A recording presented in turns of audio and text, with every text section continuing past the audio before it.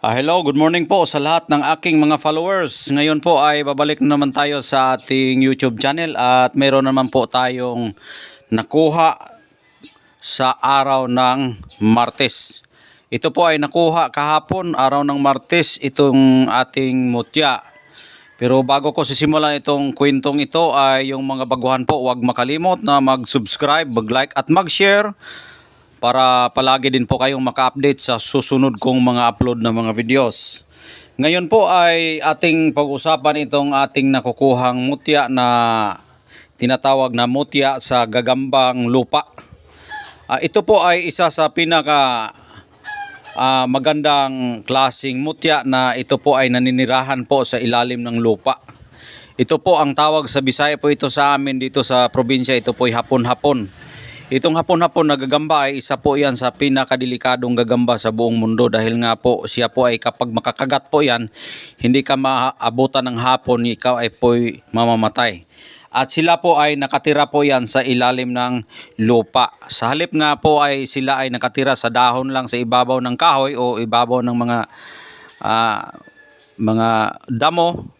Sila po ay nakatago sa ilalim ng lupa, magbubutas po yan sila sa ilalim ng lupa at yun po ay tinatawag namin na hapon-hapon.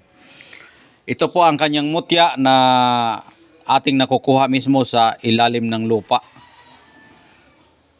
Ayan. Paano ko ito natuklasan at paano ko nahanap at paano ko nakikita? Ito ay aking nakikita sa araw ng Martes kahapon. Ako po ay nagpunta sa bundok at meron po akong nakikitang sapot o sapot nga yung nandyan palagi sa kanilang puwet na binubuhat nila yung lubid nila, sapot yan sa Bisaya. At napakatigas po yan dahil nga malalaki po yung mga gagamba na yan na nakatira sa ilalim ng lupa. Sila po ay nagbabahay din po yan sila sa mataas na kahoy na maaabot mga 1 dipa at kalahati sila na naggawa ng bahay at naghahunting din ng mga pagkain yan. Pero kapag sila po ay magiba sa kanilang bahay sa tuwing gabi, sa gabi yan sila naggawa ng bahay at sila ay nagkakain. Pagkatapos, maabot na mga alas 3 o alas 4 ng madaling araw,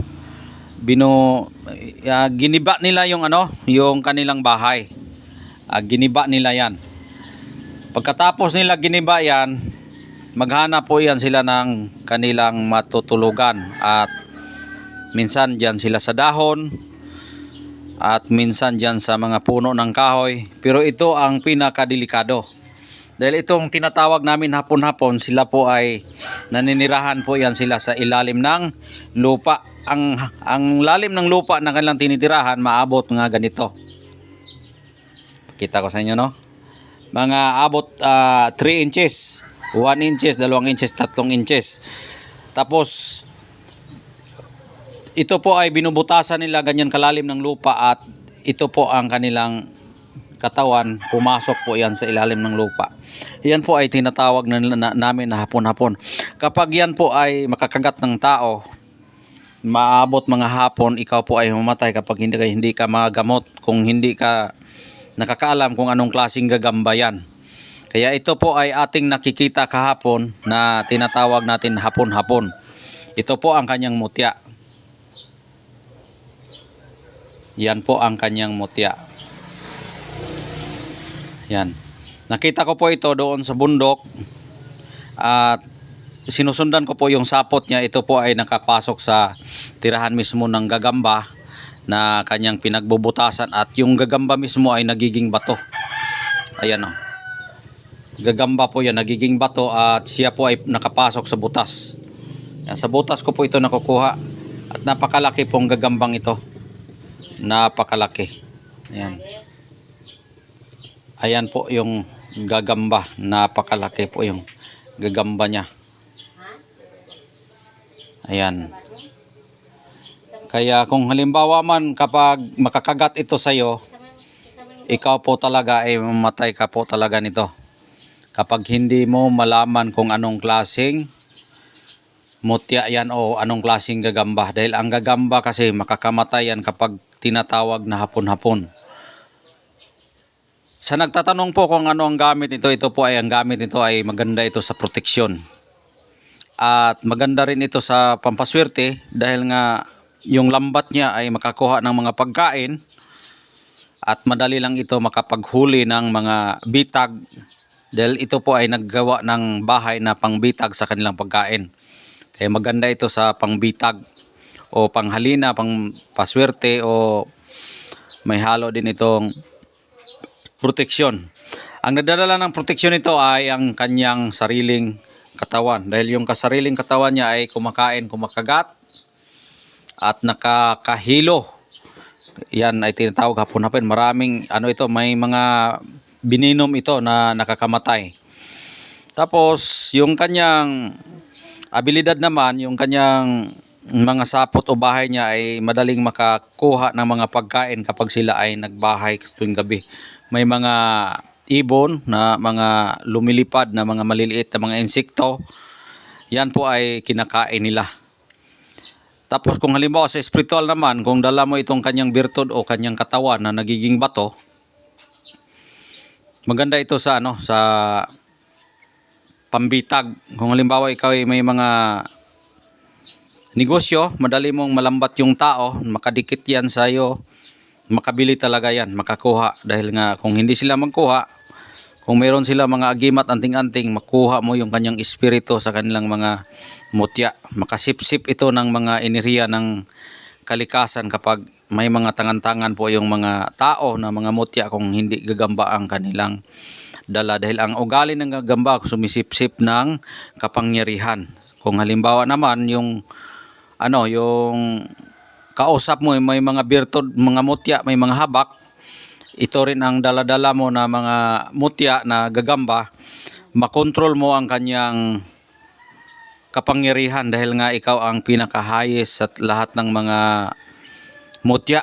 Alam nyo ko po bakit ka tinatawag na hayes. Dahil nga yung nature niya ay makakuha ng mga pagkain sa pamamagitan ng kanyang bahay. Kaya yan ang ugali ng gagamba.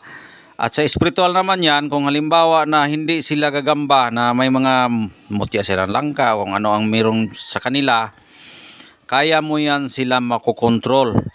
Dahil yung ugali ng gagamba, magkokontrol yan sa kanilang teritoryo o teritori para makakuha ng pagkain. Kung may mga kalaban ka na, may mga tangan-tangan na wala siyang gagambang mutya, kaya mo yan siya makontrol. Kapag siya ay nakadikit, kaya mo yan siyang saputan o maputos. Maputos yan. Napakatapang kasi yung mga gagamba. Kung alam nyo lang yung ugali ng gagamba, napakatapang yan. Kung mag-aabotan yung gagamba versus gagamba, magpatayan yan. Magsasapot-sapot yan. Yung mga lubin nila sa kanilang puwet, yan po ay ginagamit nila sa pagkatay ng mga pagkain nila. Kaya napakalakas po yung birtud ng gagamba. Napakalakas din yung aura niya dahil nga kahit nga sa video, hindi mo makikita-kita. Yan.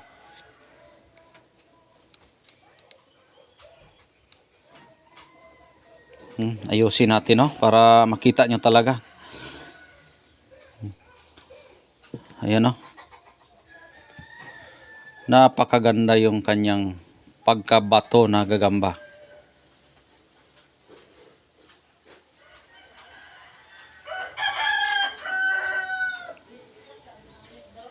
Ayan Kung makita nyo lang ito sa personal, napakakintab nito. Pero dahil nga malakas yung aura niya at kung matamaan ng araw, kasi matatamaan siya ng araw, mag-reflect kasi yung kanyang katawan, Yan, ibaliktad-baliktad natin ng gano'n, Tingnan nyo yung mga sapot nyo. Yung katawan ng gagamba, tingnan nyo yan, Ayan.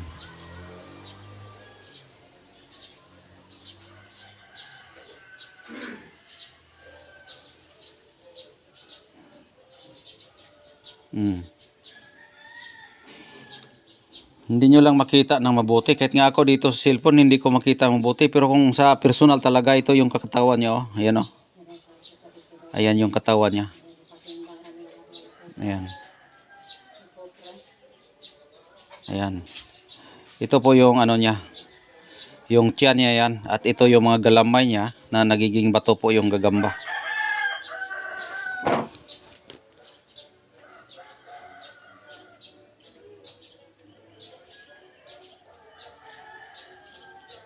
Yan.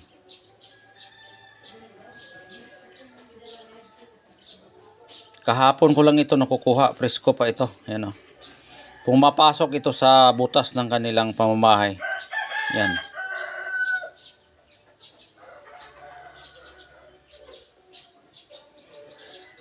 Natuklasan ko ito kahapon dahil napunta ko sa bundok.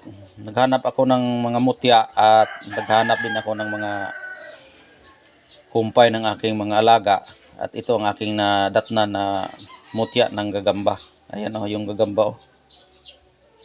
Ayan yung mga ano niya, galamay niya. Maraming galamay kasi yung gagamba.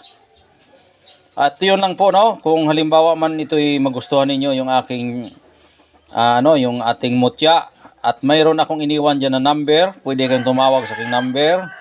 0948066370. Yan po ang aking number. At yung aking Facebook account po, Commander Bugtungan po. Ayan po ang aking Facebook account. Kung halimbawa kayo taga ibang bansa na nagtatrabaho, hindi mo makita yung aking iba kasi yung number sa ibang bansa. Mahirap matawagan yung taga Pilipinas kapag konti lang yung load mo, no? Pero maganda yung Facebook na magamit natin. Kahit sa ibang bansa tayo, kung mayroon tayong data, malibre lang yung ating pag-chat. Ayan o, yung aking Facebook account, Commander Bugtungan. Yan po ang aking Facebook account. At yun lang po at maraming salamat po. God bless po sa inyong lahat. Ayan, titingnan yung mabuti oh. Yan po yung gagamba. Ayan oh, yung mga niya oh. Ayan oh. O yun lang po at maraming salamat at God bless po sa inyong lahat.